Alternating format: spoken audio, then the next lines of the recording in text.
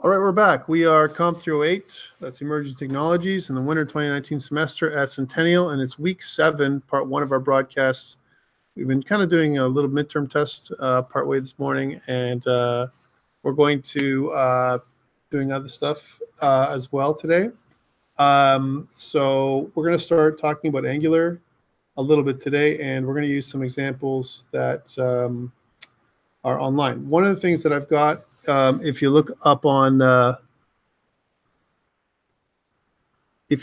online, so let's take a look at our lessons. You can see that in lesson 7's kind of parts, we have this lesson 8 module. So in recent years, when we've done this before, we were doing this in lesson 8.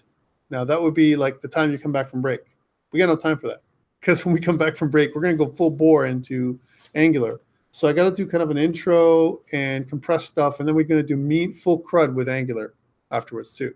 It's actually not that crazy difficult, and we don't necessarily have to use Angular routing for any of this stuff, right? But we're going to talk about it and see how it all works. So first things first. What is Angular? And if you notice, I have put up some links on Slack for you. So let's go to Angular itself, right? AngularJS.org used to be the name. Now it's Angular.io. So Angular started way back. It was a project that was kind of started by Google and Microsoft, right? So this is the last part of your mean stack. You have Node, Express, and Mongo, and the last part that you're missing is Angular, right? So AngularJS was the original project, and it was done, like I said, Google and Microsoft worked together to create a front-end framework. And it was based off of a couple things. It was based off of jQuery, and it was based off of Ajax, because jQuery does Ajax really good. It's nice and easy. And so Angular was, kind of had this idea of a front-end framework that would have something called two-way data binding working. So right now, when we go up to our little app, and we've been working with today, which is the books kind of favorite books app that we're kind of working with for your test, right? If you refresh the page, you have to keep refreshing the page to see if the database updates. Yeah. So the thoughts were, we're making this single page application, the single page application that we've been using this whole time. Express, as an example, isn't really, EJS pages aren't really HTML pages. They're actually JavaScript that we're going to embed inside of a page and inject the combined header and content and footer into kind of a template to create or generate an HTML page based on the stuff we're getting, right? That's what we're doing. We're actually generating the page. There isn't more than one page ever in this particular app. It's actually a single page application, and we're only injecting the content or moving things around inside the page, but not actually reloading anything. And that's why it always seems to be fast, like a fast, quick page. There's no delay. We're not loading multiple pages, only one page, right?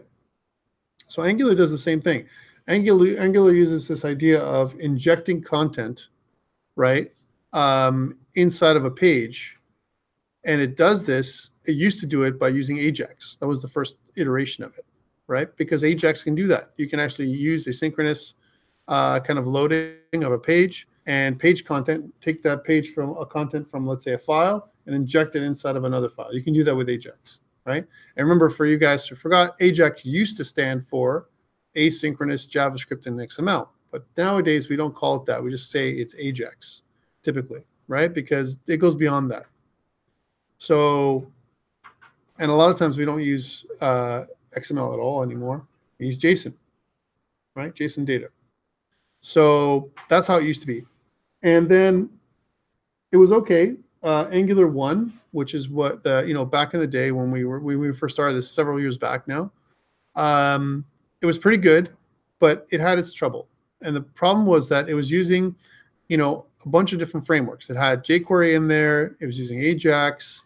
It had other stuff that it was kind of pushed together. It was kind of a Frankenstein framework, is like what I like to say. It was working, but it was not easily maintainable. And any kind of change they made to Angular at all caused breaks in Angular to like it wouldn't work anymore, like breaking changes all the time. So Microsoft and Google started working on a more advanced framework. And the first version of it was Angular 2. Angular 2 was in the works for years. It wasn't something that they came up with like out of the blue. It didn't take them a month or 2 months or even 10 months to come up with. I believe it took them almost 2 years for them to go from Angular 1 to Angular 2. And you got to think about what was the reason for them to come up with this framework. Like there was a big need for a front-end framework that was responsive, number one, so it was good for mobile apps. And also it had this idea, this ability to do two-way data binding. So, you make an update to the database, it instantly shows you the update in your page without having the need to reload. You don't need to reload the page. Just all you need to do is literally, it just reloads. And problem with reloading is when you reload the page, because it's a single page application and there is no link, right, for that page necessarily, it'll actually reload everything back to normal. You'll go back to the start. That's how it used to be. You should go back to the home page because there's no link, really. There's no page. It's a generated page, something that's being generated. So it was an issue. So this idea of two-way data binding is as soon as the database is updated, the page gets updated automatically, right? So they wanted to move forward. And part of the reason why they wanted to move forward also is because it was a mess. It was difficult to work with. It was using a rudimentary version of the MVC frame kind of design pattern, which was model view controller, right? So it's just a design pattern. And they wanted to work better with enterprise level, larger applications so they can use Angular as a front end framework. Okay, that's why they made it. So again, going back to the PowerPoint, we had Angular 1, and then back in the day, and this is a couple years old now, this PowerPoint, they created Angular 2. Angular 2 was a big change compared to Angular 1. It's almost like creating a whole new framework. There was no backwards compatibility. There was no way of going back and doing Angular 1 again from Angular 2, or there's no upgrade path really from Angular 1 to Angular 2. You literally had to recreate your stuff, and there was a lot of breaking changes, right? So the way things were done were also completely different. And it also, Angular 2 started to incorporate TypeScript for the first time. Angular 1 could do TypeScript, but it was a complete mess in terms of setting up the TypeScript configuration files and all kinds of other stuff. Now, TypeScript is kind of included. Also, you had to transpile. Sometimes part of it wouldn't transpile in the old version. This way here, everything transpiles automatically, right? So we had to package things together with the old one. There's a bunch of crazy configuration files that you had to put together. Now all the configuration files are being handled in the background, right? So you can see there's been huge changes going on up until Angular 2. Now you get a figure. Angular 2 was about 3 years ago now, I would say, right? Now we're Angular 7. So we're not talking about Angular 2 anymore. Angular 2 is a pattern that we used to use. It looks like this, kind of. But I'm going to show you the differences between Angular 2 and Angular 7. Angular 7 is, in my opinion, a more mature framework. It's easier to work with.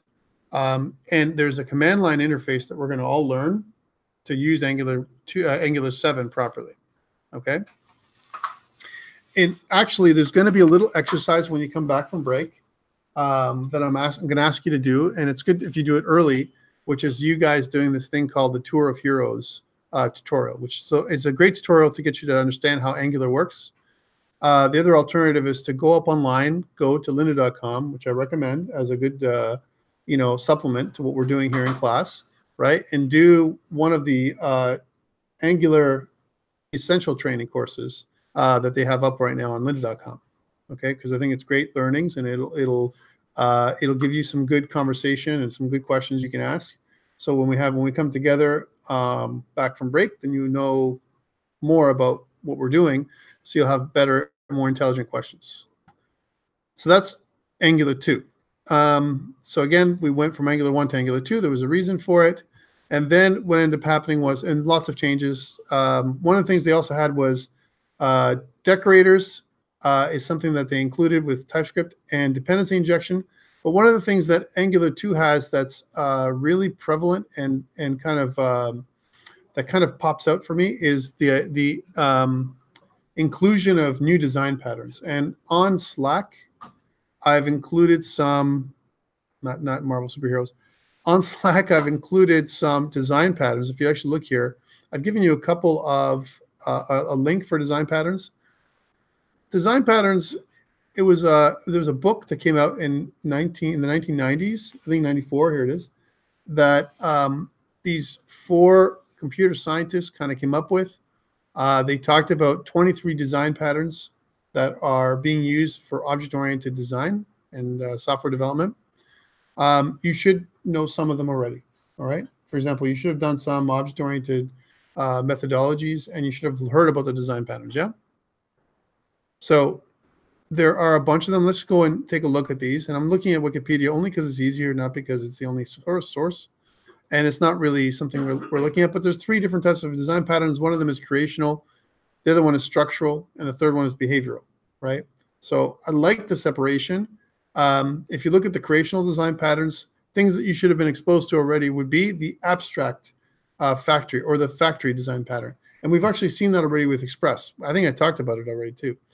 When you use the create user or create schema, when we're doing things with Mongoose, right? When we create a schema, that's actually a factory. And a factory really is a parameterized constructor in a way where we send the parameters we want to create our custom objects to the factory, and it does the new constructor, creates the object with its own constructor, and it does that in the background.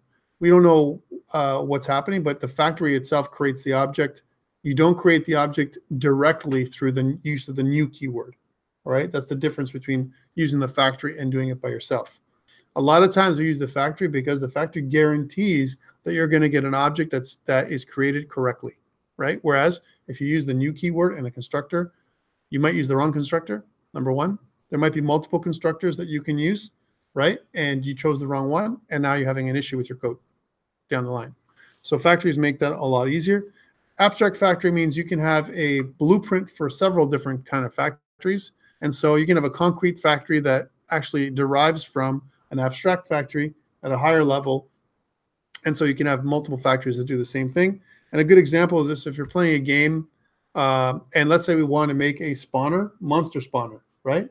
If I make a monster spawner that is ghost spawner, and then I make a monster spawner that's a zombie spawner, and I make a monster spawner that is a, some other kind of spawner, each one is a factory. The factory is the spawner itself creates the monster, ghost spawner, right?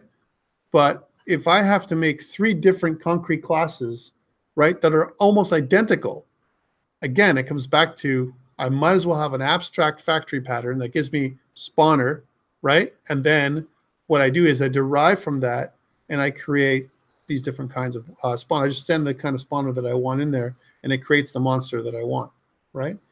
So it's really cool to be able to do that kind of stuff. And so we've seen this kind of thing. Singleton design pattern really looks at, I only want to have one instance of a particular class in my project, and that could be as simple as saying, I'm never going to have more than one model for my database. My database or my database connection is only going to be one ever database connection. I don't want to recreate that in the whole context of the mean stack. You're only ever going to have one reference to Express. Even if you load or require Express multiple times, it's not going to load it in. It's using the singleton design pattern, so you only ever get one instance of the Express framework loaded in at one time in memory, which is kind of cool, right? So singleton only allows you to use it one time, and it saves memory, and it also it avoids things like creating multiple instances of the same thing that you already have, right? So also bad things about singleton is sometimes it looks as if it's a global variable. I create an object and then I want to access that object over and over again. A good example of this is if you're making a game and I want to make a renderer, right, in a game. So a renderer in a game means something that draws something, right? I'm going to draw the screen. But if I can access the renderer from anywhere in my code, it's a global, right? And so sometimes singleton design pattern is looked down upon because it actually creates almost like a global variable that you can access from anywhere, right? And even if you instantiate a new object, it doesn't matter, it's already there, and it detects that it's already there, but it's a global. So you have to be careful of how you use a single design pattern. Structurally, one of the ones we're going to be using, so again, going back, factory pattern, we're going to use. That's something that Angular uses, right? We're also going to use the decorator pattern, right? And the decorator pattern, what it does is it modifies the class that it's associated with. So a good example of decorator pattern for .NET is, if you ever see those attribute square brackets that come on top of .NET? If you did .NET COMP309, and if you did any of that kind of stuff, you saw these square brackets that right above the class definition, right? Those square brackets, what they do is they say, let's modify the class and modify the properties of that class, right? And you're going to see the decorator design pattern being used in Angular with an at sign. The at sign is going to say, hey, take this class and modify it, parameterize it, add some things to it, as it kind of goes down the pipe. So Angular is going to do that too. So that's the second design pattern we're going to use. And then we have other things that we're going to use. One of them is the observer pattern from a behavioral perspective. Think about the observer pattern as I have an observer. The observer is observing an observable. Okay, the observable could be something that's going to change that has different states. So let's think about what that is. That is like a button. The observable is a button. The observer is watching the button. The state changes could be button click, right? Button hover, right? All those kind of things. I hover over the button, I click on the button, I unclick the button, whatever. State changes happen to the observable, right? The observer observes these changes and reports them back and notifies all of its subscribers. The subject subscribes to the observable, right? To the observer. And the observer notifies all of its subscribers that something has changed with the observable. So what is that like? An event listener. An event listener looking at a button with a state change, right? Going from a click event to a hover event to whatever it is in JavaScript, right? And then a handler basically responds to the listener and saying, okay, I've detected that the button has raised this event. It's emitted an event or change state, however you want to call it, right? I've listened for it. I've detected it. So the observer detected the change, notified the handler, hey, handler, guess what? I've listened and I've seen that the button got clicked. Now do something. And the handler is the subject. The handler is going to be the thing that's changing things. And so we use the observer pattern all the time. But in Angular, the way it's being used is it's going to watch for data changes. So when the data changes, right, when we're going to create a service, and it's going to change. It's going to look at the data. It's going to look at the database. And when the database changes, it's going to notify the page and update the page automatically. Okay? So that's how it's going to work. So we're going to use the observer pattern. So again, there's lots and lots of patterns we're going to be using. And once we start going down the line of using design patterns when it comes to our code suddenly becomes more complex, right? And sometimes more difficult to understand for people who don't understand what's happening. Why are we using the observer pattern? Why are we using the decorator pattern? Why are we using the factory pattern? How come this is happening? Why are we using singletons and so on? And the reason why is because it makes more sense. Because Angular, the other thing you need to know about Angular is that it's component-based, right? Angular is not something, and it used to be too, even in the older version 1, it was also component-based, but not as compartmentalized as the way it is now. This is truly component-based. Each component you add on, you add a component not just to Angular itself. So when you add a component to Angular or a module to Angular, you extend Angular's functionality. You add more functionality, similar to what we do with the Node package manager. Node itself is pretty lean. You add functionality in terms of Express. Now you have a middleware that allows you to do easier routing and all that kind of stuff. Right? It extends the functionality of Node when we have a new package that we get from using Node Package Manager. Similarly, in Angular, I want to add routing capability. I add the router module. I want to use a service and look at a RESTful API. I want to consume a RESTful API. I'm going to include the HTTP client module and so on. You just add more things to Angular to make it more functional. On top of that, It's also using a component-based system so that users can create their own custom components, right? So that they can attach new components onto different parts of the application, right? So each application, each component of the application is going to have its own HTTP page, HTML page, its own CSS page, and its own JavaScript with TypeScript, right? So each component is almost compartmentalized. This idea of a component-based system or an entity component system where we slap on different components as we build our enterprise level application. All right, so that is kind of the richness of Angular, but it's also adds to the complexity of Angular. And if you talk to some of the professors, talk to Professor Elia, he'll tell you Angular is the software engineer's dream, right? Because it's component based, it's got lots of design patterns, it's rich in terms of what it can do. It's modular, it's expandable, it's scalable, all these different things, and it's also complex as hell. All right, so it can be something that you can learn over a whole semester. It's not something that can be learned in 1 week, but our challenge is we're going to learn it in 1 week, right? So we're going to have a bit of a crash course, and we're going to focus on the important stuff, and we're going to miss some of the other things. That's why I'm saying please do the tour of duty, a tour of heroes. We're going to get to that in a bit. That's Angular. There's a couple of other competing frameworks we have to talk about as well, because we're talking about front-end frameworks. One of them is React. So I would say probably this is the competing framework. It might even be the leading framework at this point, React.js. React is owned and developed by Facebook, right? So a big company. A lot of other companies use React for their web applications. The difference between React and Angular is a framework, and React is not. React is a suite of libraries that you can connect to, and it's also component-based. It's a little easier to learn and less structured, which makes it unhappy for some programmers to use, but easier for designers, right? Also, it's easier to get going with React. React also has a huge ecosystem that allows you to create things like mobile applications. So React Native is another project. I'm going to go to React Native for a second. That's one thing I didn't do. Let's go to over here. React Native. I can actually spell React Native properly. React Native is kind of another sister project of React. And what it does is it allows you to, kind of makes it easier for you to create mobile applications for iOS and Android by understanding how to use basic web technologies, right? Which is kind of cool. React Native, very popular, very hot framework right now for mobile or hybrid web development, mobile web development. So it's kind of cool. So that's one thing that's being. The other one that's really popular is Vue.js. Vue.js is a third one. I would say this one is up and coming. It's becoming more and more popular.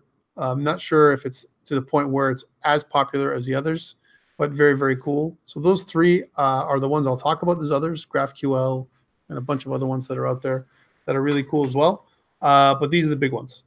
And they're not necessarily frameworks, but they're front-end libraries, systems, or whatever and all of them have this idea of two-way data binding pretty much at the end of the day, or in one way or another that allows you to kind of update the page with the new data that comes from the database, right? So it's kind of cool.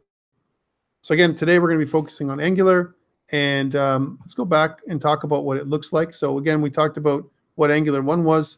Angular uses TypeScript, and it uses TypeScript because JavaScript, the way it was written before, it can look very, and we talked about the advantages of TypeScript before. It can look a little bit loosey-goosey and unstructured. It also gives us no code hinting, no tooling, right? Simple JavaScript by itself. Now, modern editors and integrated development environments do give us some code hinting, so it makes it better. For example, WebStorm and Visual Studio Code, even out of the box, they give you good code hinting or better code hinting for JavaScript. But what about for Angular? What about for jQuery? What about for the other languages? We talked about this before. TypeScript with type definition libraries allow you to get extended code hinting and tooling support. And we needed that for Angular especially for Angular 2, right? So it's included. You can do Angular without TypeScript, but it's crazy. I wouldn't recommend it at all, right?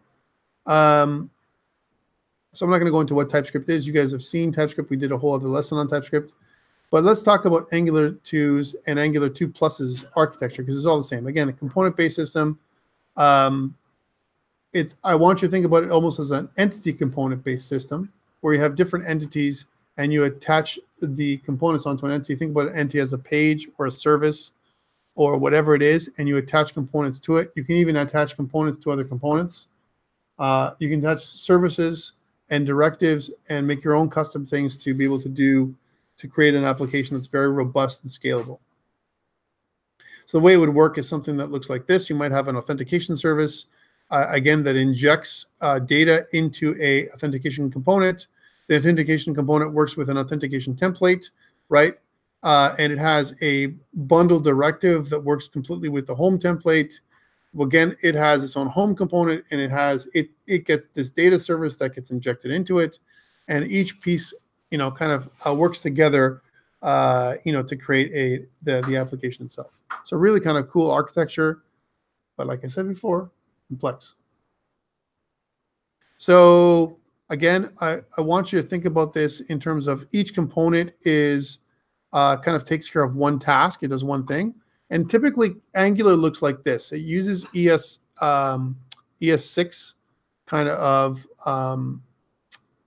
structure and syntax. So import some kind of module from, some kind of package or part of Angular. So if I want to import the ng module, ng in Angular speak it just stands for Angular.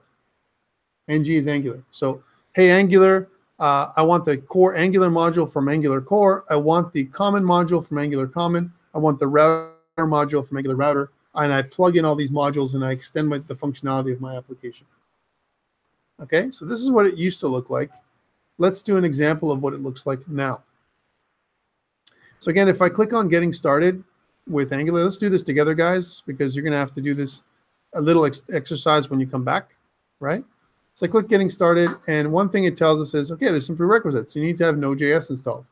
Luckily, we've been working with Node all semester, so we have that, right? And then it says install the Angular CLI. Now this is key, and I'd like you all to do this once. This is a new npm install. So I'm going to do this. First of all, one thing I will do is shut down some of these things so we can get back to this. But let's do it together. I'm just going to pull up a command prompt, and I'll do the same thing. I'll say npm install, and then it's angular-CLI with -g, meaning global. So globally, I want you to install Angular CLI. And when I do that, even if I've done it before, it'll just install the latest version of the Angular command line interface for us. Now you're going to say, wait a minute. Hold on a second. I'm installing a command line interface for Angular, and I haven't even used Angular yet. I want you to think about this as another type of scaffold we're going to use. So Angular is so complex, for you to make your project from scratch is really dumb, right? Like I'm telling you right now, it's like reinventing the wheel. It's like me making an Express application without using the Express generator. Why would I do that? It's already created a structure for me that I can use. I can modify it a lot easier than for me to create it from scratch. And so Angular allows us to do this very easily.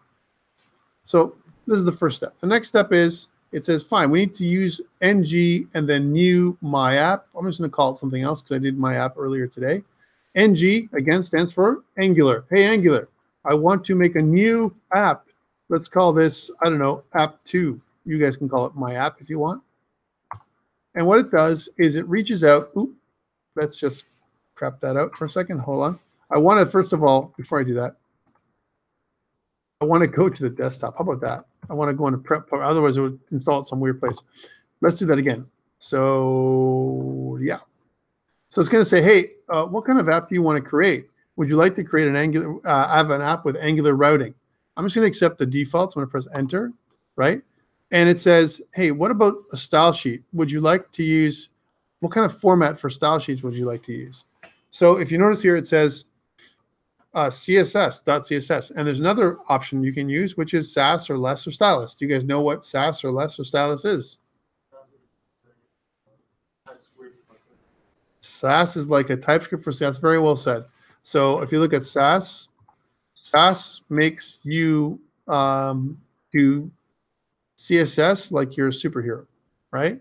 Why? Because it gives things like mixins for CSS, like functions. It gives CSS variables. It gives CSS a bunch of stuff. It allows you to nest CSS rules one within the other, right? So it cuts down on the way CSS is handled. It's beautiful. And if you learn Sass, it's really great.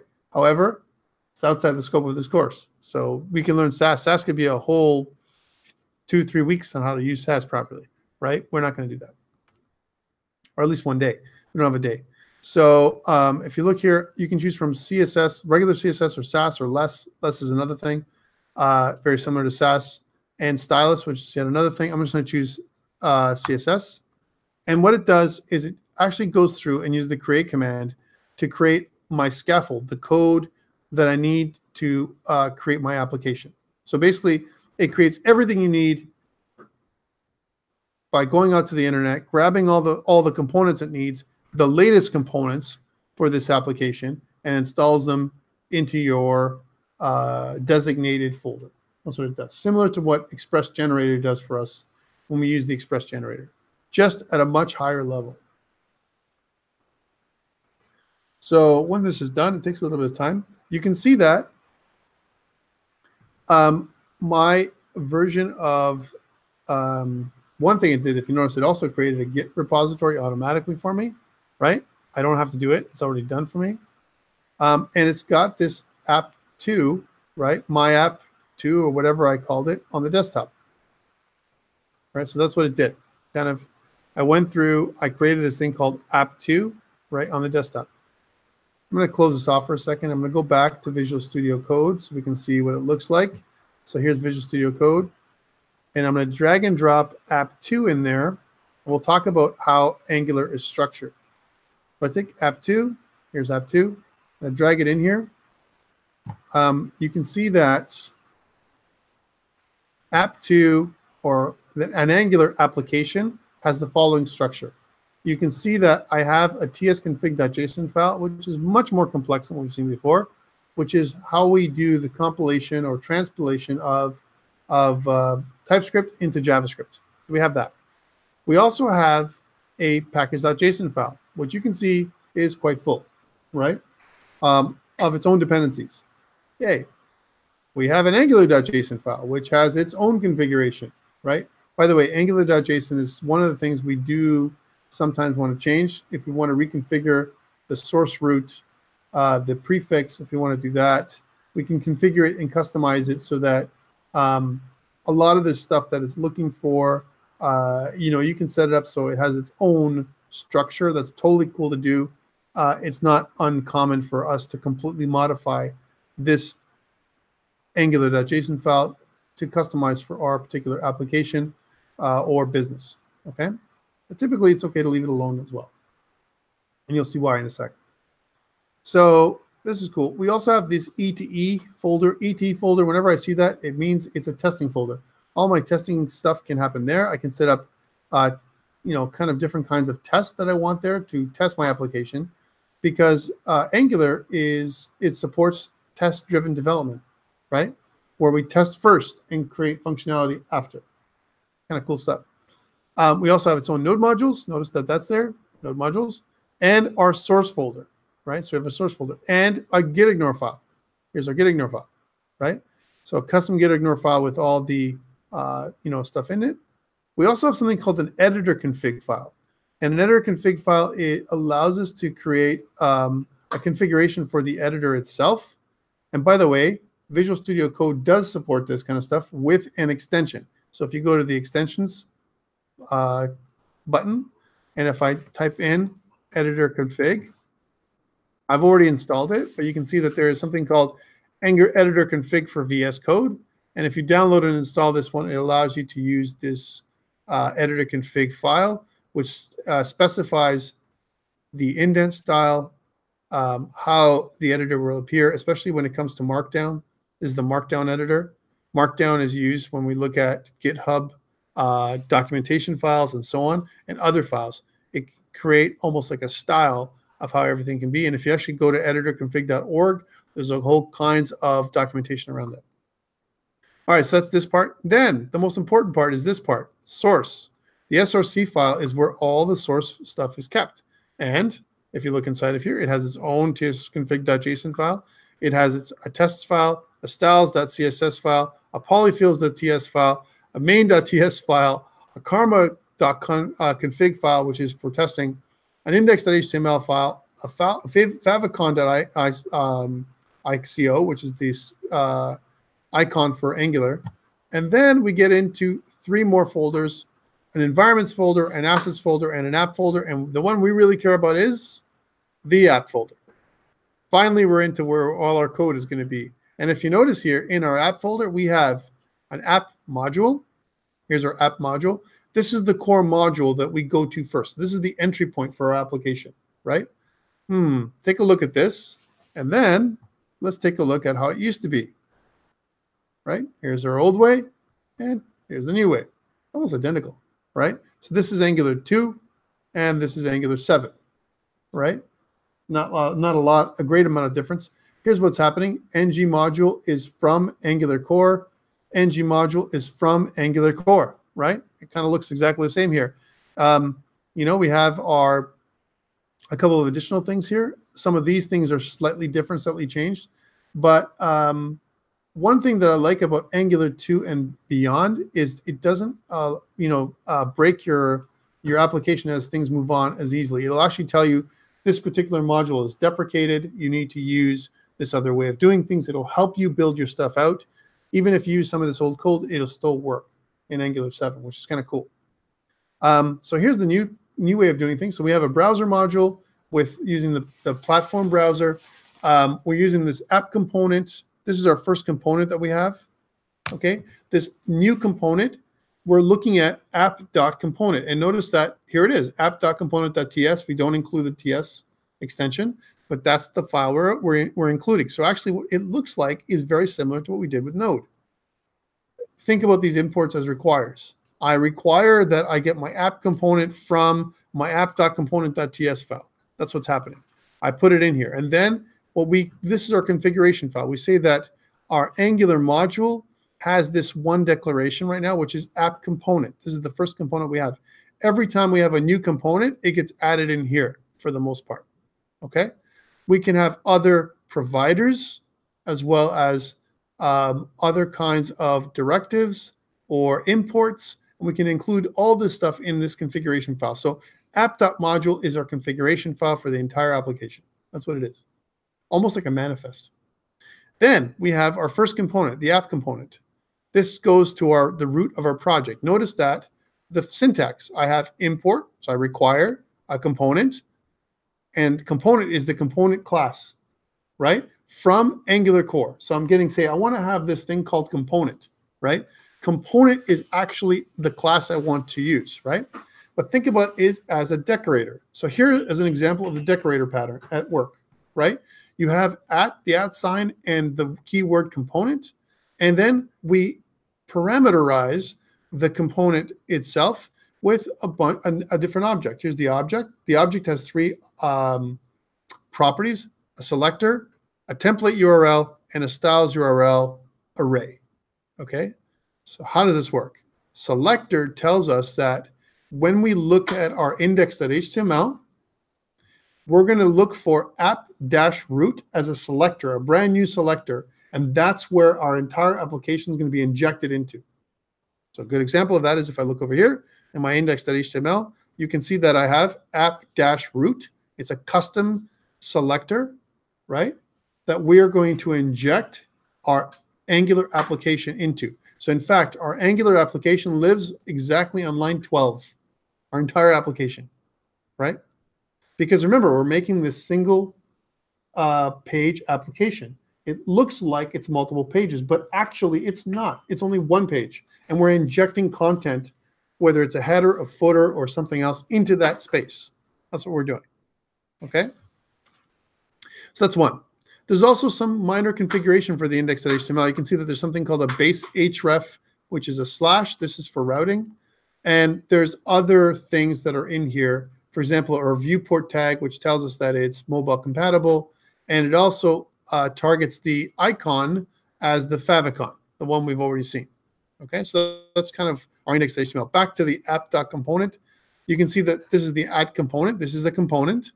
Once we're importing component and we're using the decorator at component, we can see that this is a component. And also, just to hover over this, you can see that we have this beautiful documentation that's included in Angular right inside of our code. So we don't have to necessarily look out. If we want to look and see what something is, we can literally read the documentation. We can scroll up here inside the editor, and we can see all kinds of examples, code examples of how all this works. Okay, which is really cool. Then we have something called, we have a class. We've seen this class before. That class is called app component. App component derives from or extends component. So it takes the component, we parameterize the app component class, and we export it. When we use the export keyword, remember we did that earlier in the semester, it means we expose it to other parts of our application, right? It's not private anymore. It's not locked into this particular file. We can see it other places, and we can include it or import it inside other applications themselves. So we can have one import that imports something else, another file that imports something else. We can have a dependency chain that we can create up the line where we have one component that requires another component that requires a service, that requires a new directive, that requires, and so on. Okay? So all this is managed here just like this. And you can see that class is the standard keyword. And we have one property. It's a TypeScript property called title. And the title is app2. Yeah? Not only that, but if you notice in our template URL, it points to the HTML of what's going to be injected. Think about this as our EJS file. Remember EJS again? Yeah. So here's our HTML file. If I look at it, it's right here. If I look at the HTML file, you can see that I have some basic HTML, and I have this one area right here where it says welcome to, and then these double curly braces. The double curly braces are called mustaches or handlebars, right? Actually, there was Mustache.js before AngularJS, and there was also Handlebar.js before AngularJS, and they took the double stash, it looks like mustaches, and they put them together to create this, these handlebars or mustaches, if you will. So inside the handlebars or the double curly brace, anything that we put in there, like an object like this, title, it's equivalent to using an injection embedded EJS stuff that we did. Instead of making less than equal sign and less than percent equal sign, it's like we're doing that. We're injecting inside of this template any kind of variable we want. And we have much better control, which we'll see with other directives that we can use with Angular, where we can do things like repeating fields. We can use if statements with ngIf and ngFor statements, all kinds of stuff that we can do that are built into Angular. Very similar to EJS. So that's the HTML file. Each component also has a custom CSS file as well. So those three pieces, the CSS, the HTML, and the TS file, all go together. They're like one. Okay, and every time we add a new component, we have those three files again. There's one more file that they've added on recently, which is the spec.ts file, which is it's a testing file. And the spec.ts file allows us to do test-driven development for this particular application, for this particular component. So each component can be tested individually. We can template it individually, create its own style if we want, individually, and we can actually put it off in its own, its own folder as well. And if you think about that, that's great because it decouples, each component from the larger applications. We have this big monolithic application, but we have these little tiny components. And I can give this component to you, and that component to you, and this component to you, and I'll take this component for myself. And now what I have is teamwork. I can have 5 people working on different parts of my application, styling things, but everything seems to be the exact same way, right? Looks the consistent look and feel to the application because we're sharing components. I make a component, you can use it. You make a component, I can use it, and I can use it over and over again. Right, so that's why component-based system works nice. So this is how this works. So this is the component. So this component itself is included in my starter area. This is my, remember, this is my entry point. You can see that the first component is app component, and it actually injects it inside of here. And of course, we're going to take all that stuff and go into our index.html and inject our application right inside of our app root. Okay, how do you run this monolith? Because this is crazy, right? It's mega, right? How do I run this thing? I can't use NodeMon. I can't use Light Server. I can't use any of that stuff because everything is transpiled, my friends, right? So Angular provides for us. So if I press Control backtick in Visual Studio Code, I can pull up a new directive on the command line. Remember, we're using Angular command line. So I'm going to say ng, and I can say serve, right? And then minus open, ng serve minus open. And what this does is it'll do two things. It'll transpile everything, build the application, and serve it live on localhost at port 4200 by default. And you can specify the port. And bam, we have our Angular application. So it's cool. And it's also responsive. So if I kind of do one of these, it'll move, it'll adjust. If I make something, it can work like a responsive app. Angular many times uses Bootstrap, but it also has its own front-end CSS framework that it uses called Angular Material. That's a thing because remember, Google owns it. Google has Android. Android uses Material Design. So Angular now can use Material Design as well, right? So it kind of has that whole ecosystem of application development. All right, so that's Angular. And look, it says app 2, right? App 2 is something we've injected. Welcome to app 2. Well, where did this come from? It came from our app.component.html template, right, where we injected the title. So here's the title. And if I want to change the title, I don't change it here. That's hard coding it. I would change it in my app.component.ts file right here. And the great thing is if I change it here, just like we've seen before, it'll hot reload my page, right? So if I say instead of app 2, I want to say welcome to, instead of app 2, welcome to my awesome Angular app, right? I can do that and press save. And as soon as I press save and go back, it'll update it. Right? So again, this is very similar to what we've seen before. So neat, but complex. Here's something though. How the heck do we use this thing? I mean, we can't do anything except for serve, right? Well, the other thing we can do with it is we can actually build it. We can build it in two ways. We can build it for pre-production, so development. We can build it for production, right? So there's another command we can use. So now we're in the server. I'm just going to shut down the server for a second. It's a little server. And what I can do is I can do something like this. I can say ng, and I can say build. If I just do ng build, it does a non-production build, which allows me to do some testing. It includes map files, which are very fat, but allow me to actually pinpoint where the problems might be. So if I do ng build and press enter, it's going to look at this code, compile everything, and then it's going to create a new folder in my application called dist for distribution, right? So it does some work, and then it creates this new distribution folder. In the distribution folder, you can see that there's quite a few files, right? And one of them is this index.html file. So this index.html file is, and if you see what this is, you can see that it is a file that calls a couple of other files. There's the runtime.js. There's also, the script files are all together, so it's the way it is. There's also an ES 2015 polyfill, so it converts from ES 2015 to ES 2016 to back to ES5, right? And I did the wrong thing. Let's go over here. And then there's also this polyfills.js for other kinds of backward compatibility, a styles.js, as well as a vendor.js, as well as a main.js. So these are all the JavaScript files that get loaded in. And my friends, this, if you just took this directory and put it up on Microsoft Azure or another provider, you're good to go. You have a regular, standard HTML site. Okay? You don't have a node site.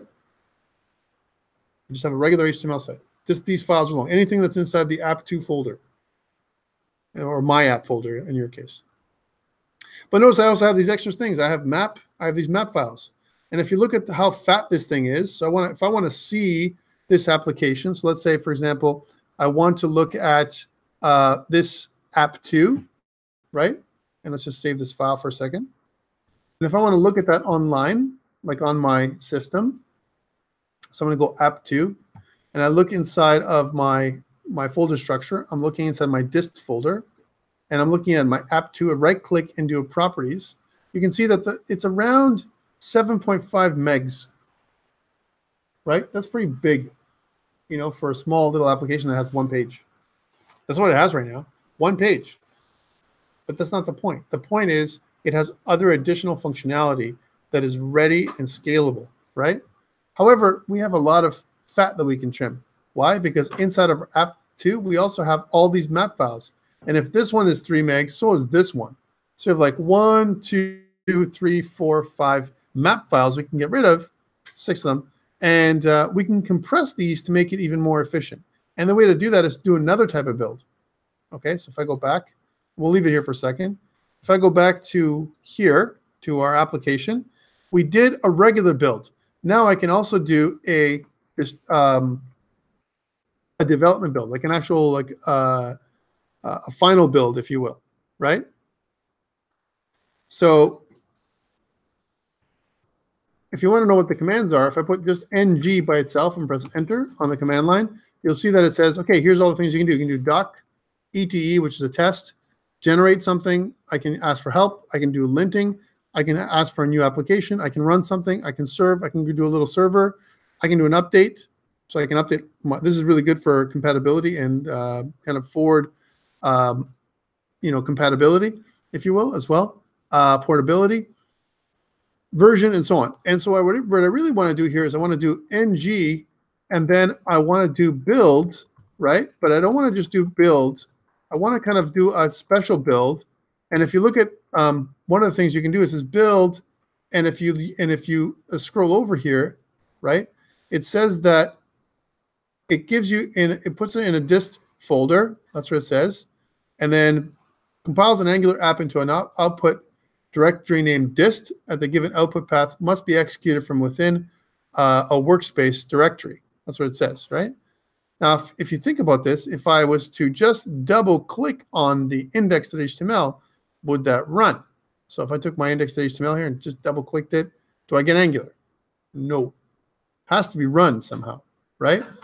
So because remember, it is a file that has to be run properly. So if I was going to run this thing, I would have to do something like going to here, and I can't serve it anymore, but it's not serving this file here. I want to go into this folder here, so I can actually zoom in here. So let's say I'm going to clear the code here, and if I go cd space dist app2, and now I'm inside this application file. And if I do something like light server, which we've done before earlier this semester, right? I can actually run this thing like this, right? This is actually, where it runs. It looks the same as this one, but the two are totally different. This is running on port 4200. This one is running on port 3000, right? This one here is actually only 5 files or 6 files. This one here is hundreds of files, right, that are running. This is our development build, right? This is our distribution.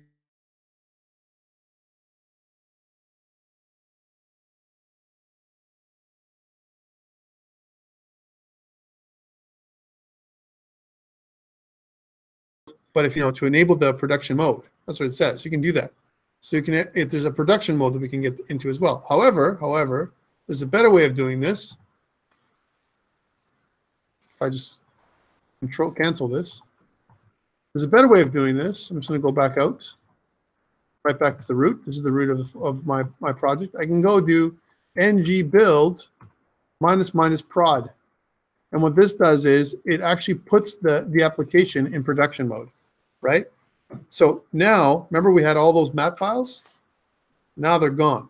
It's going to get rid of those map files. It's going to compress all of our files so they're smaller, right? and it's going to put them all inside of our distribution folder. Just wait till this is done. So if you look at your, when you're done one day, if you look at your distribution folder, you can see now that there's no map files. And we have something else. These have a specific hash associated with them. Notice that main 714 BD something or another. These are almost like different versions of our files that we can keep track of. If I do another build, these numbers will change, which is kind of interesting. So again, going back to this, if I want to run this now, and if I look at my actual folder on my desktop, here it is, I can see that there's no more map files. And take a look. Remember, it used to be like 3 megs or 7 megs. If I right click and go properties, you can see now that it is like 300K for everything. So what it's done is it's taken everything out that it doesn't need. The non-production version, right? It includes everything, vendor files, everything to make it run. And it includes ways for us to be able to debug what the problem is. But now we don't need to debug. Imagine that we've done building our application and we just want it to run on the server most efficiently. It actually compresses everything and puts everything together. And it does this with something called Webpack, right?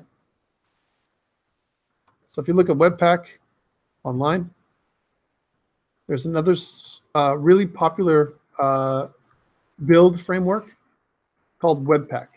And it's probably the build framework now. It's a bundler.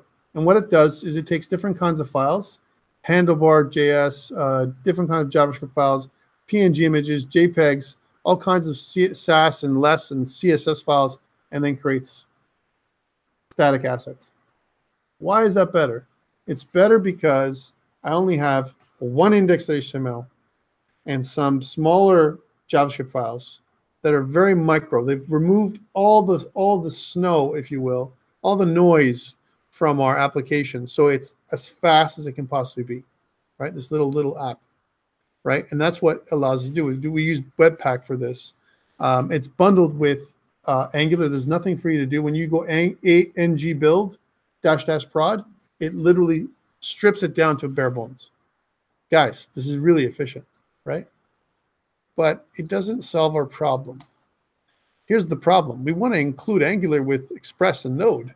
What the heck do we do now, right? How do we do that? Remember, we're using Express as a front end. We're using EJS. How do we replace EJS with Angular, right?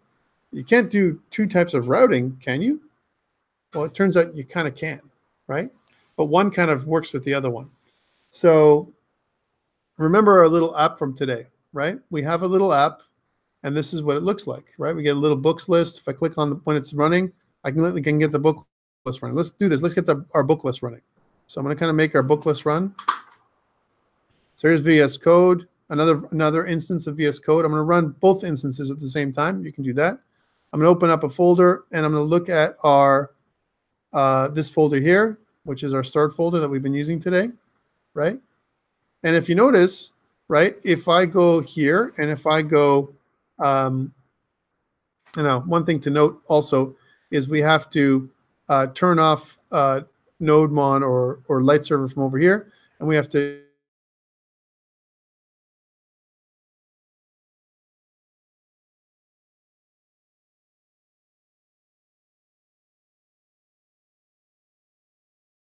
if we can't, how about that? MongoDB, MonGod. This is from today, right? So you guys should be able to be kind of like recognize what this is. And you can see now that it's up. And if I go back to the web and if I refresh, you can see that I got I should have a book list. I should have a book list, right? Should be able to get one. Maybe not. What has happened to my book list? My voice has changed too. Let us restart. No, just a restart. So there we go, never connected. And if you go back to the book list, oh, I got this. I'm gonna go back and fix this. That's what I wanted to show you today, but anyways, I've already actually done the work for you. So if I go back into my routing, this is exactly what you've worked on today, right? And if you look at the book.js, what we used to do is do this. We used to render and we used to go and look in the books folder into the index.ejs page, and we pass in the title and the books because we want to render the list, right? But in this case, Angular doesn't need that stuff. I want to grab stuff from the server using Express, but I want to serve it to Angular as JSON data, right? And so what you can do instead is you can use res.json instead of res.render and not use the view engine at all. So there's no view engine now. All we care about is rendering the data that comes from the database as JSON data from MongoDB, right? And then if you notice, it looks like this, right? JSON data. So on the back end, we have this JSON data. On the front end, we have Angular that eats this JSON data and organizes it in a beautiful way, right? With two-way data binding. So we need to be able to combine these two technologies, right? Well, there's three. Node, Express, and Mongo on the one hand, and Angular on the other hand, or React, or Vue, whichever front end you want, right? And it's going to eat this data that comes from those places. How do you do that? I mean, it's perfectly fine to make a pure Express application. Express is a great application that you can use to make it responsive, right? And you can write your own two-way data binding kind of thing if you really want to. However, you're reinventing the wheel. There's something that's really awesome here, and it won't be as scalable as Angular ever, right? Or React, or Vue, or any of the other ones. You don't want to make your own framework unless it's absolutely necessary. A lot of work and a lot of testing involved. And there's a great community that works on these larger applications to make this work. So you can imagine I have this data and I want to be able to consume it. Well, Angular allows you to do that by creating a service. You create a new service that's able to consume this data. Okay. Now, in order for us to get there to understand how to do that, we have to start at the beginning. So we go back to this. And this is part of what I wanted you guys to do for when we come back to make sure that I click on the right space here, because everything is black. Sometimes black is good, sometimes black is bad. So if you look here, you can see that we installed our app, we served our app, we have an app. And if you notice that we actually we went through this whole piece right here. We changed the title because we know where it is. And if you want to, you can also style the title because each page has its own style like we talked about. So I'll do this. So if I go back to, this is one app. Let's go to the other one so I can run both at the same time. I'll just do an ng serve, minus open, and it'll open on a different port, so I can run both of them at the same time.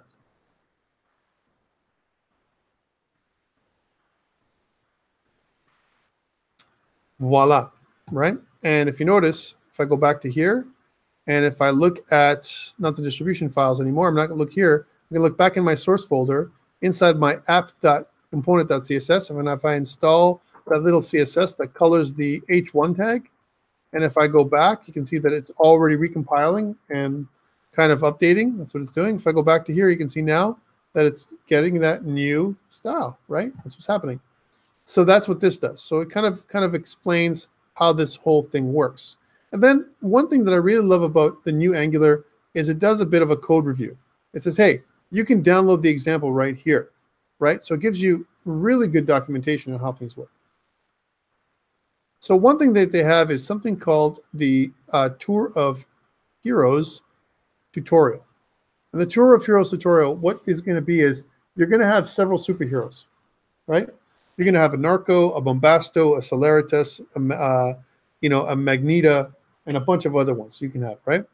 And what you can do is you can configure the hero to have different powers or abilities or properties or whatever you want to call it. And what you want to have is a hero list, right? A hero list. And the hero itself this list is going to be dynamic. When I modify the hero database, the hero list gets automatically updated. I can automatically filter it. I can do things like organize it or sort it, or do whatever I want with it. I can search it and a bunch of other kind of little applications, right? So this little application is what this Tour of Heroes does. It kind of builds this app and allows us to go from dashboard to heroes, and it creates this scalable environment. If you notice, as I'm typing here, this is a good example of two-way data binding. It updates the web page immediately. I'm typing and it's updating, right? And it's an amazing thing. It's really, really cool. So we can see the changes automatically is what I'm saying. This is the app that we're going to build, right? And if you look here, it says, let's start by setting up our environment. And it asks to kind of create a new folder. We'll just use the one we have right now. We have this app. I have app 2, you have my app, or whatever you want to call it. You do the same thing that we've done before. We've served it up. And one thing that it does is it says, okay, we have a few components right now. We have the app.components.ts, the HTML, the CSS file, those things. What they want to do is we want to change our title to Tour of Heroes. Let's do this. So we're going to change our title to Tour of Heroes. I'll start you off with this. I'm going to go back to our application, right? And I'm going to go back to the app.component. And you can see that the title is My Awesome Angular App. We're just going to change this to Tour of Heroes, right?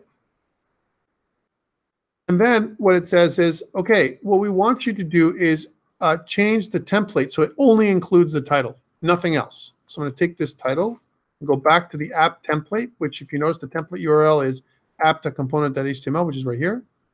And we're going to take all this out and just include the title. That's it. So that's the only thing that's going to be injected now into the page, just the title. The Angular sign is going to be gone. Other links to other things are going to be gone. Just this thing, right? And if you notice, if I go back to my page, this page here, you can see that that's automatically done, right? Tour of Heroes is right here. So really cool control.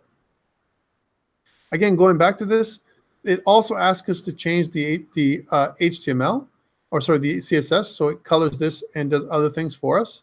So if I go back to this, and if I go back to my Tour of Heroes, you can see that I can grab this little piece of CSS and go back to here and place it in. So it talks about H1, H2 tags, the body tag, different kinds of inputs for how the inputs will look like. So it kind of, styles this page accordingly. Now, do I have to do this in real life? Hell no. I can use Bootstrap for this, right? Like we've done in the past. And we will. Not today. But next time we come back, we'll do full-blown Angular with MeanStack. And we'll actually do it in one day. We'll try my hardest to do it. Is we'll do full routing and updating of the database without using our standard views that we used with EJS. What we'll do is we'll use the routing that's built into EJS to access those options and to do the updates for us. And we're going to do that later on. But for now, this is what this is doing. We're going to go back to here. You can see that this is updated with Tour of Heroes, right? And all we've done is we've modified one CSS file pertaining to this particular component. Great. But you're going to say, Tom, how the heck do we incorporate all this together? I mean, I've got Angular on one side running on port 4200. I've got, my other stuff on the other side running on port 3000, and they don't connect, right? How do we test this stuff out? Well, here's what I'm going to tell you at a high level, and we're going to kind of cut it off soon. The first thing is, first, make sure your root and all the stuff that you've just already done, your full CRUD is already set up on the Express side. Express is going to handle all that for you. All the connection to the database and everything, that's Express. Because Angular doesn't talk to Mongo at all. There's no connection between Angular and MongoDB. It has to work through Express to talk to Mongo.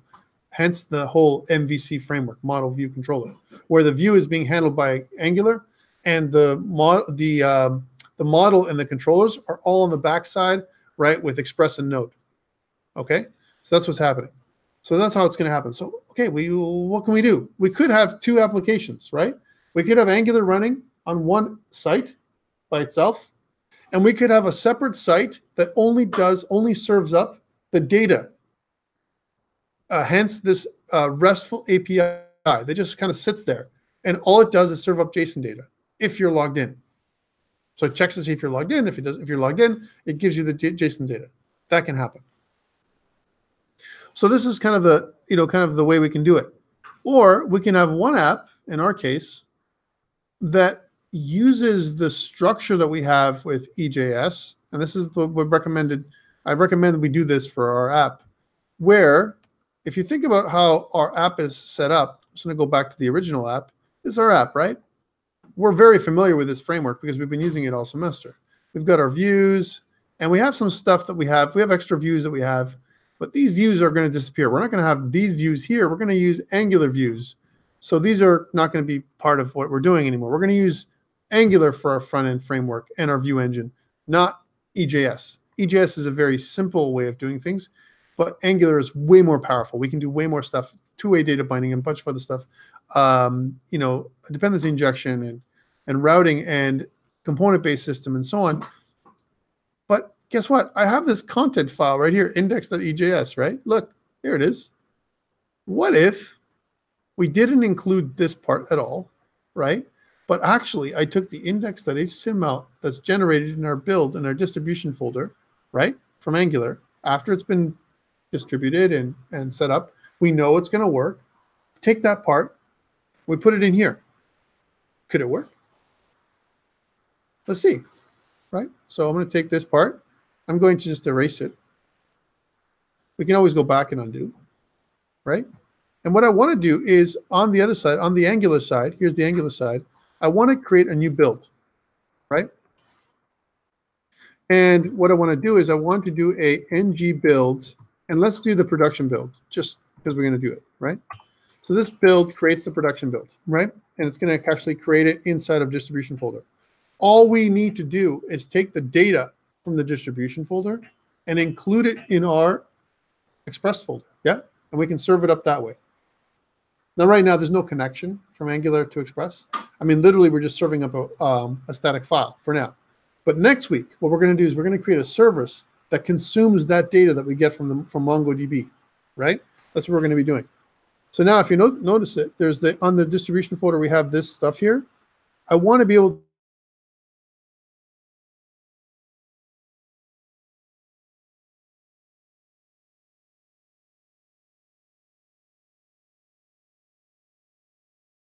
this information, the app2 folder, right? Take this whole thing. Or I can even take the whole distribution folder if I'm crazy, right? No, but think about this, right? Here's why I'd rather take the distribution folder, okay? If I take the distribution folder, the whole thing is, I mean, it's literally, it's got a couple of levels or whatever. I can do this, or I can just take this whole folder, app2. Let's just take one of them, doesn't matter. Let's take the app2 folder, here, copy it. And if I take this app2 folder and I go back to my, the folder where I have my little functionality, so if I go back to where we were working with today, which is in that little midterm test thing that we were doing, right? So if I go into my start, and inside of my client, right, in my client folder itself, I want to pop in my app2. I have something called my app right now. We're going to ignore that. We're going to put app2 in there. So if I paste it, here's app2, right? App2 lives in there now. Yay, right? Great. If I go back to my folder, right here, I can see that inside of my client, I have app2. And inside of app2, I have an index.html. I can take this index.html, copy it, and I can go back into my, this is the, really a kind of a cheat, into my index.ejs and paste it, right? Now, it's not going to work because the pathing is slightly wrong, right? But I mean, it's not going to take much for us to fix it. I'm just going to reconfigure this thing. Actually, I can probably just do one of these and then just format, the document if I want to. And we won't make this HTML, or EJS will make it HTML for a second. So we'll format the document. And once we do that, it'll format it the right way. Here's our scripts. But these are the wrong paths. The path should be what? app/runtime. Why? Why do we need to put that in? Why not client? Because client is already included as a static path. That's what we did before with our stuff. We've already included client in our path, right? From before. So we just literally have to do / right? App, right? app2, I believe, / runtime. If I do this, and if I include that in every one of these little links, because it's important that we do everything correctly. And I think I'm missing, this should actually be like this. What the heck is going on? It's kind of, for whatever reason, my beautiful application is like split. There we go.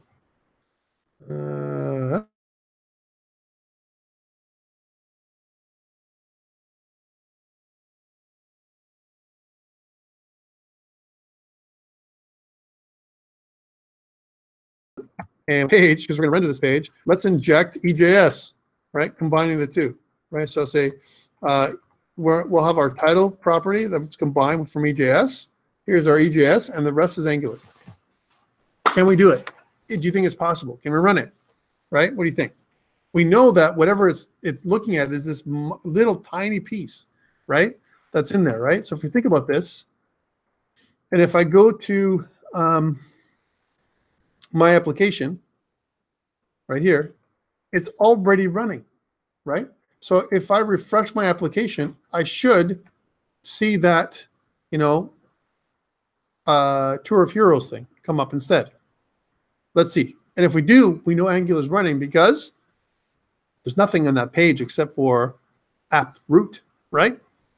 So let's go back. I know I'm a mad scientist here when I talk like this, but you know, let's take a look. So this is what it used to be. This is on localhost 4200. Let's take a look and see what it looks like on localhost 3000, which is over here, right? Now books is there. That's our data. What if we do this and we get Tour of Heroes? So now that we have Tour of Heroes, we've got Angular working on one part through EJS. It's a cheat, yes, I know, right?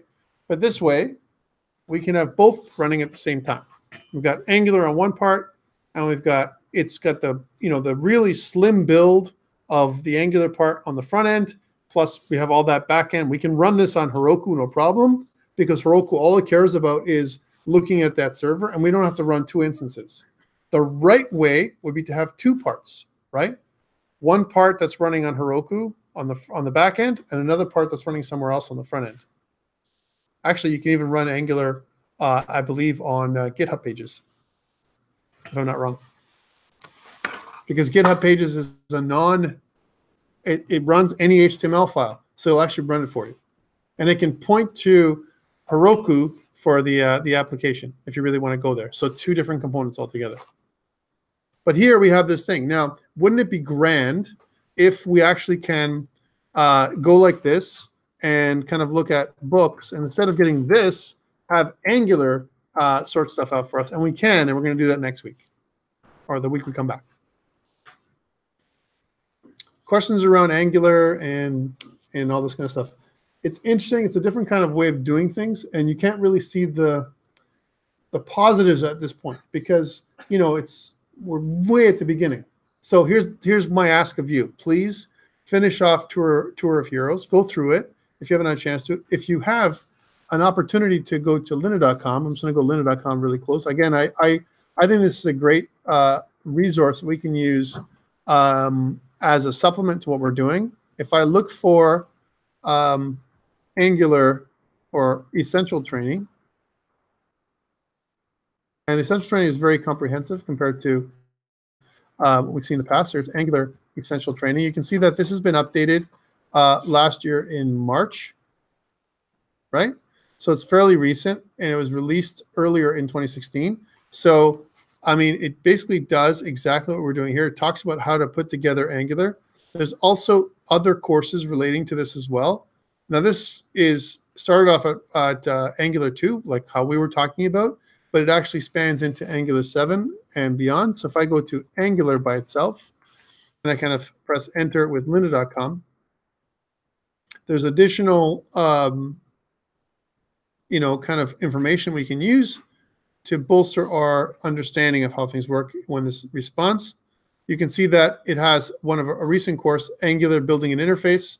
Ray Villalobos is, for me, one of the, I like, you know, kind of, you know, the way he does his Angular stuff, his Angular training. He also does Learning Angular, so almost like a, you know, kind of a getting started course. Not quite as in-depth as perhaps something like Angular Essential Training. Angular Material Design, which allows us to do things like use Material Design instead of Bootstrap for front-end CSS with Angular. And another Angular Essential Training. This is kind of maybe a newer one, I'm guessing. Oh no, that's the same one. I'll be okay. And let me see what else. Angular Workflows, Angular Securing Apps with Emmy Henry. He's not a bad dude. He actually does a lot of stuff with JavaScript and everything else. Angular Maintaining Applications, and you can see there's quite a bit of it, right? So lots and lots of opportunities to learn Angular, even do things like animations with Joseph Lebrec. You know, a bunch of different things with Angular. It's a complete framework. In addition to that, if you want to learn React, we also have some really cool courses on React, a whole ecosystem on that, on how to learn React. So this is a great kind of quick learning resource. One of the things that happens with lynda.com, it doesn't always go into the greatest detail. Like it does, you know, do a great job, bang up job in terms of setting you up in the right direction. But a lot of times we need to learn more, and you can do that by, you know, doing your own reading and doing your own research, looking at the API documentation and so on. But you can see here that they have from React to React Native. We talked about React Native as a mobile application framework. They did a React.js essential training. Eve Porcello, she's kind of the React specialist at lynda.com. She does a lot of the React courses. But you also have other instructors that talk about React single page applications with Ray Vigilobos, again, and a bunch of other ones. So really good stuff. Also, if you notice, this is a React building an interface. What Ray Vigilobos does a lot of times is he builds the same app using React, Vue, and Angular. It's the exact same app, and you can see it with 3 different frameworks, right? So really good learnings, and I think it's a good opportunity. We're not going to be able to hit all of these frameworks because there's just no time.